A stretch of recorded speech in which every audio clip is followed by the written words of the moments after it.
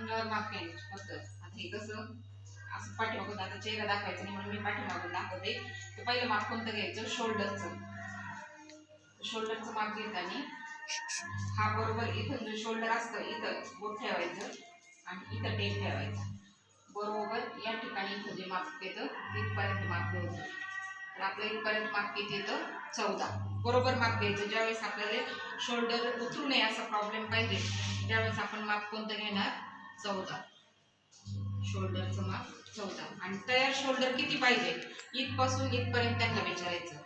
इथपासून शोल्डर पाहिजे आपल्याला, कुठपर्यंत पाहिजे शोल्डर, इथपर्यंत का इथपर्यंत, इथपर्यंत घ्यायची का शोल्डर, इथपर्यंत घ्यायची का, 2.5ची शोल्डर घेणार आपण. तयार शोल्डर किती, 2.5. त्यासमोरच लिहून ठेवायचं तयार शोल्डर 2.5. त्याच्यानंतर आता आपल्या बस्टचं माप घ्यायचं. बस्टचं माप इथं वरती या ठिकाणी